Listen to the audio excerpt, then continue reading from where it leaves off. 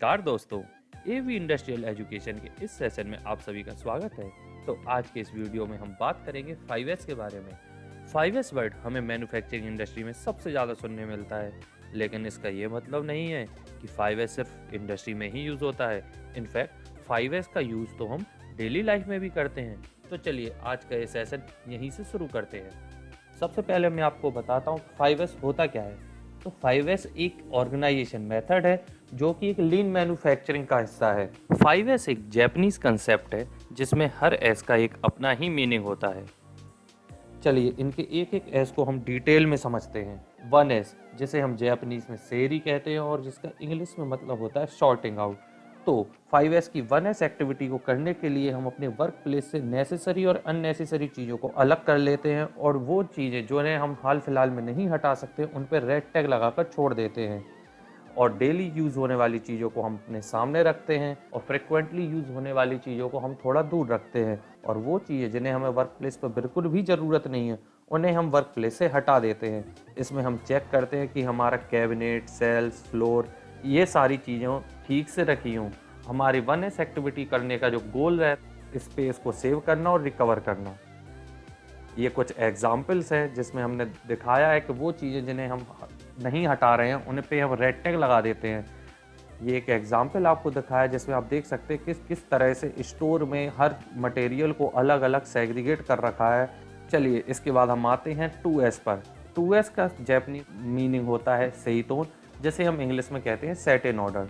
तो second S activity को करने के लिए हम देखते हैं कि हमारे जो टूल्स और इक्विपमेंट है उन्हें हमने यूज वाइज अलग अलग कर दिया है।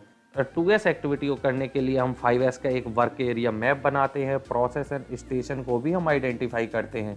हम हमारे सारे work station, tools and process की हम लेबलिंग भी करते हैं और ये प्लान हम अपनी पूरी टीम में कम्युनिकेट करते हैं। हमारी 2S एक्टिविटी का गोल रहता है स्पेस सेव करना, सर्च टाइम को रिड्यूस करना, एबनॉर्मलिटी को ठीक करना और अपनी वर्क एफिशिएंसी को इम्प्रूव करना। एग्जाम्पल है इसमें आप देख सकते हैं कि हम अपने टूल्स को अगर हम एक बॉक्स में इसी तरह रखें तो हमें टूल्स को सर्च करने में हमारा काफ़ी टाइम वेस्ट होगा और उन्हीं टूल को अगर हम टूल बॉक्स में अच्छी तरह से रखें तो हमारा कितना टाइम बच सकता है और ये चीज़ें देखने में भी कितनी अच्छी लगती हैं।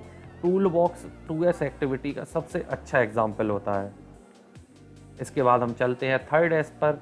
3rd एस एक्टिविटी जो है इसका मतलब जापानी में होता है सेइसो और इसका इंग्लिश में मीनिंग होता है शाइन।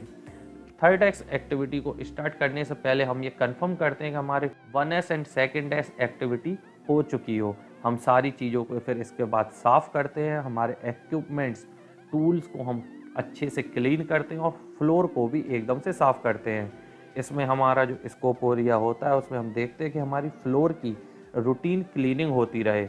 हमारे मशीन्स और जो इक्विपमेंट हैं उनकी भी रूटीन क्लीनिंग हो। इसका गोल होता है कि हमारा जो वर्क एरिया है वो दिखने में अच्छा लगे। इसमें हमने एग्जाम्पल में दिखाया है कि देखिए किस तरह से एक अनक्लीन एरिया और एक क्लीन एरिया में कितना फ़र्क होता है।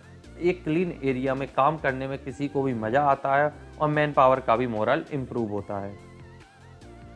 इसके बाद हम चलते हैं 4th एस पर, जिसको जापानी में हम कहते हैं शिकेत्सु और इसे इंग्लिश में हम स्टैंडर्डाइज भी कहते हैं। 4th एस एक्टिविटी को करने के लिए ज़रूरी है कि हमारी 1st S, 2nd S and 3rd S activity complete हो चुकी हो। इसके बाद हम इन तीनों एक्टिविटी को करने के लिए स्टैंडर्ड बनाते हैं।